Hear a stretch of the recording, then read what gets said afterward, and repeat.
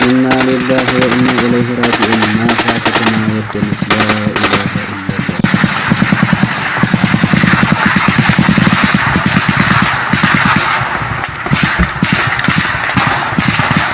ውድና የተከበራችሁ የአረብ ሚዲያ ቤተሰቦች እንዴት ናችሁ? ከኔ ጋር ሰላም ነኝ አልሐምዱሊላህ። ዛሬ ደግሞ በአዲስና በሰበር ዜና ተመልሻለሁ ማለት ነው። ውድ ቻናሌ ቤተሰቦች እንደምታውቁት እንደሰማችሁት ሀገራችን መቅዲላ ማሻ ሰሞኑን በተደረገበት ጦር ብዙ ጥቃት ደርሷል ማለት ነው። እንግዲህ ሀገራችን መቅዲላ ማሻ ምንም አይታ የማታውቀውን ነገር ነው እያየች ያለችው። ወላሂ በጣም ዱዓ ነው፣ በጣም ዱዓ ነው እህት ወንድሞቼ ማለት ነው። በረመዷን እንደዚህ አይነት ችግር የተፈጠረ ነው በመቅዲላ ማሻ ማለት ነው። እንግዲህ ሌላው ደግሞ መስጂድ አልፉርቃን ተብሎ የሚጠራው የሼህ እንዳሻው መስጂድ ፋኖ ኃይሎች ተጠልለው ስለነበረ በድሮ መመታቱ ይታወቃል። መቼም ያው ታላቁ መስጂድ ያላገኘው ትንሽ በሴቶቹ በኩል ነው ግድግዳውና ጣራውን አግኝቶታል ማለት ነው። ውስጡ ፋኖች ገብተው ስለነበረ ነው። እነሱንም አራቱን ገሎ አምስቱን ቁስለኛ አርጓቸዋል ማለት ነው። ድሮኑ ሀገራችን እስካሁን ድሮን ምንም መጥቶም ተጥሎም ማያቅም ነበረ ማለት ነው። አዲስ ነገር ነው የሆነብን፣ በጣም አዲስ ነገር ነው። 24 ሰዓት ሙሉ ከቤት ሳንወጣ ነው የተቀመጥነው ማለት ነው።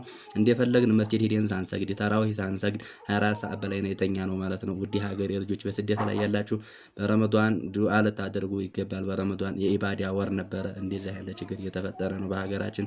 ዱዓ ልታደርጉ ይገባል። በጣም የሚያሳዝነው ጉዳዩ ማለት ነው። ትናንት ወደ ጁሙአ ማታ ጀምሮ ዙሪያውን በሚደረግ ተኩስ ብዙ መስጂድ ተራዊህ አልተሰገደም። መስጂድም ሄዶ ሰው ሶላት መስገድ አልቻለ ማለት ነው። ጧትም እንደዛው ትናንትና ሙሉ ቀን እንደዚሁ ብዙ መስጂድ ሶላት አልተሰገደም ማለት ነው።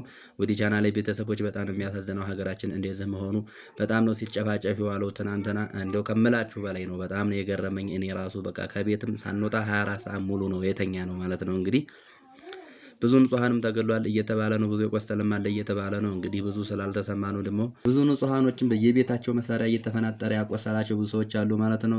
ገናቲት አካባቢ ደግሞ ተወንጫፊ መሳሪያ አርፎበት ቄስ መሞቱ ሰምተናል ማለት ነው። ማሻ ከተማ ላይ ትናንትና ከባድ ውጊያ ሲደረግባት የዋለው ሰፈር በዴፈርጌ ጎራ በሙያና ቴክኒክ እንዲሁም በሃይስኩል ሰፈር በዋልካ ሰፈር በሼህ እንዳሻው አካባቢ ነው ሙሉ ቀን ጦርነቱ እየተዋለው ማለት ነው። ጁሙአ ማታ ጀምሮ ህዝቡ አልወጣም እንደተኛ 24 ሰዓት ሞልቶታል ማለት ነው። የማሻ ህዝብ ያን ሁሉ ጉድ ይዘንብበት ነው የዋለው ማለት ነው። በጣም የሚያሳዝነው በጣም የሚገርመው ወላሂ እኔ ራሱ በተኛው በ24 ሰዓት ነው የተነሳሁት ማለት ነው።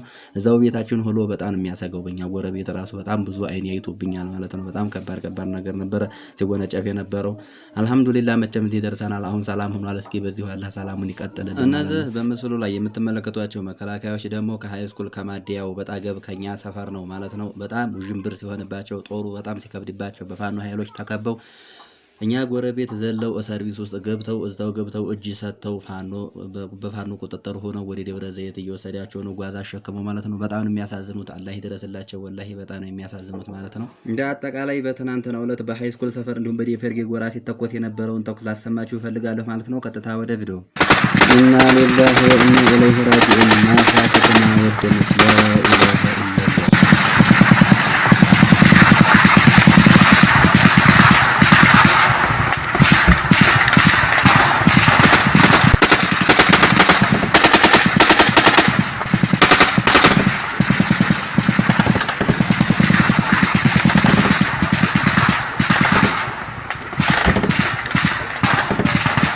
በረመዷኑ እንደዛ አይነት ጉድ እየተፈጠረ ነው በሀገራችን ማለት ነው። እህት ወንድሞቼ ዱዓ ልታረጉ ይገባል። ሀገራችን በጣም እያስጠላ ነው፣ ለመኖርም እየሆነ አይደለም። በጣም የሚያስጠላው ማለት ነው።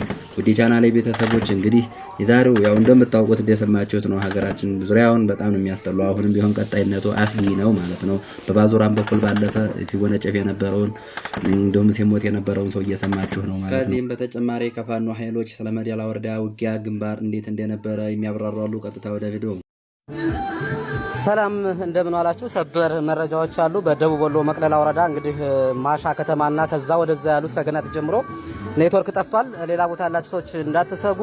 እንግዲህ አገዛዙ ራሱ ኦፕሬሽን ሊሰራ ኔትወርክ አጥፍቶ ነበረ። ቀድሞ መረጃዎች ስለነበሩ በዚህ ሰዓት መቅደላ ወረዳ ላይ ያለ የአገዛዙ ጦር ጥምር ጦር የሚባለው ሚኒሻ፣ አድማ ብተና፣ ፖሊስ በጣም በሚዘገነን መልኩ ተመትተዋል። የፈረሰው ፈርሶ ፋኖን እየተቀላቀለ ይገኛል። በርካታ የመከላከያ አባላቶች ተደምስሰዋል። እንግዲህ ኮማንዶ ሁሉ አስገብቷል። በርካታ ተተኳሽ፣ በርካታ የነፍስ ወከፍ መሳሪያ፣ በርካታ የቡድን መሳሪያ ተማርኳል። እስካሁን ባለው ሰዓት እንግዲህ ኔትወርክ ጠፍቷል። በዛ አካባቢ ኔትወርክ ባለበት ቦታ ላይ ባገኘናቸው መረጃዎች በጣም በሚገርም መልኩ አገዛዙ ሙሉ በሙሉ እያለቀ ነው የሚገኘው። ተከቦ ሙሉ ማሻ ዙሪያ፣ ደብረ ዘይት፣ ገናቲት እንደዚሁም በቃ የባዙራ መውጫ መስመሮች በሙሉ ከባድ አውደ ውጊያዎች ተደርጎባቸው ነው። የፋኖ እስካሁን ድረስ ከባድ ድል እያስመዘገበ ይገኛል። ሙሉ መረጃውን ይዤላችሁ ቀርባለሁ። ወደ ዋና ከተማ ማሻ ከተማ ዙሪያ ከትላንት ጀምሮ ከባድ ውጊያ የተደረገ እንደሆነ የመጡ መረጃዎች ያሳያሉ። በመከላከያና በፋኖ መካከል ነው ውጊያ እየተደረገ ያለው። ውጊያው አሁን የጨበጣ የሚባል አለ። አንዳንድ ቦታዎች ደግሞ መከላከያ ለቆ ወጥቷል። ዛሬ ከማለዳ ጀምሮ በመቅደላ ወረዳ ማሻ ከተማ ዋልካ ሰፈር ተብሎ በሚጠራው አካባቢ ከባድ የጨበጣ ውጊያ መደረጉን የዓይን እማኞች ይገልጻሉ። በመከላከያ የከባድ መሳሪያ ሽፋንና ድብደባ እያደረገ ይገኛል። ሚሊሻውና አድማ ብተናው የብልጽግና አመራሮችን አጅቦ ወጥቷል፣ ለቆ ወጥቷል። የብልጽግና አመራሮችም እንደዚሁ ለቀው ወጥተዋል። ወደ ገጠራማ አካባቢ ተበትነዋል። ባዙራ መግቢያ፣ ደብረ ዘይት ኮሬብ መግቢያ ባሉ በሮች ከባድ ውጊያ እየተደረገ እንደሆነ የዓይን እማኞች ይገልጻሉ። ይህንን ተከትሎ የደሴ መውጫ ዋና መንገድ እንደዚሁ ፋኖ ለመያዝ እንዲሁም ደግሞ መከላከያ ይህን መንገድ ላለማስያዝ ከባድ ፍልሚያ እየተደረገ መሆኑን ከማለዳ ጀምሮ የወጡ መረጃዎች ያሳያሉ። መከላከያ በከባድ መሳሪያ እየሸሹ ላሉት የብልጽግና ባለስልጣናት ሽፋን ይሰጣል። እንደዚሁ ደግሞ በከተማ ውስጥ የከባድ መሳሪያ ድብደባ ያደርጋል። ከዚህ ባሻገር አየር ኃይሉም ተከታታይ ድብደባ መፈጸሙን የሚገልጹ መረጃዎች ወጥተዋል።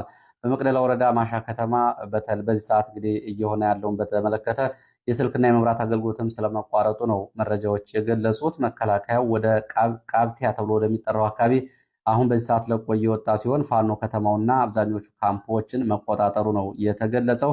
ደብረ ዘይትና አንጃዋ በነበረው ውጊያ እንደዚሁ ሌላ ጉዳቶችም አሉ። የአድማ ብተናና የሚሊሻ እሱም በዝርዝር አልታወቀም ነው የተባለው። ወታደራዊ ኪሳራ ደርሶ ፋኖ በተለይ ባዛራ፣ ባየር፣ አንጃዋ መግቢያ በሮችን ተከትሎ የኮሶ ተብሎ በሚጠሩ በአራት አቅጣጫዎች ወደ ማሻ ከተማ መግባቱ ተገልጿል። አሁን ዛሬ ማለዳ ገበያ ተብሎ የሚጠራው አካባቢ የአየር የድሮን ድብደባ ተፈጽሟል። በድሮን ድብደባው ባለው ውጊያ የደረሱትን ጉዳቶች በዝርዝር ለማወቅ ግን አልተቻለም። ትላንትና ቀደም ብሎ ከማሻ ከተማ በቅርብ ርቀት በሚገኙት ደብረ ዘይት እና ኮሬብ አካባቢዎች ከባድ ውጊያ ነበረ። በተለይ ደብረ ዘይት እና አንጃዋ ተብሎ በሚጠሩት አካባቢዎች በተደረገ ውጊያ ከፍተኛ ሰብአዊ፣ ቁሳዊ ጉዳት ደርሷል። ደብረ ዘይት አካባቢ በነበረው ውጊያ 15 የመከላከያ አባላት በፋኖ ተይዘዋል ወይ ደግሞ እጅ ሰጥተዋል። 7 የሚሆኑ ደግሞ ስለሞታቸውና ዛሬ ቀብር ስነስርዓት ስለመፈጸሙ ተገልጿል። እዚህ ደግሞ ቁጥራቸው ያልታወቀ አስከሬንና ቁስለኞች ተነስተው የተወሰዱ አሉ። መከላከያ ደግሞ ከማሻ ወደ ተንታ ደሴ የሚያስወጣውን መንገድ ለመያዝና ወደ ቅብቲያ ተብሎ ወደሚጠራው አካባቢ እንደዚሁ ወደኋላ እየወጣ ነው የሚገኘው። በዚህ በኩል እንግዲህ ያለው ሁኔታ በዚህ ቀጥሏል። ብሬን፣ ስናይፐር እና ጨምሮ ትላንትና በነበሩ ውጊያ የነፍስ ወከፍ መሳሪያዎች በፋኖች መግባታቸውን ደብረ ዘይት ተብሎ የሚጠራው አካባቢ በነበረው ውጊያ አካባቢ መረጃውን ያደረሱ የመረጃ ምንጮች ይህንን ገልጸዋል። ይህንን ተከትሎ አሁን ከተንታ እስከ መቅደላ ድረስ አዲስ የድሮን ቅኝት እየተደረገ ነው የሚገኘው። የድሮን ስምሪት ተደርጓል። ጠዋት 2 ጊዜ የድሮን ጥቃት ተፈጽሟል። በፍንዳታው እና በድሮን ጥቃቱ የደረሰው ጉዳት ግን እየተጣራ መሆኑ ነው የተገለጸው። ከዚህ ጋር በተያያዘ ያሉ ተጨማሪ መረጃዎችን በቀጣዩ መረጃ ጊዜ ይዤ መለስ ይሆናል። ወደ ሸዋ የሚወስድን መረጃ ኢና ሊላሂ ወኢና ኢለይሂ ራጂዑን። ማሻ ከተማ ወደመች።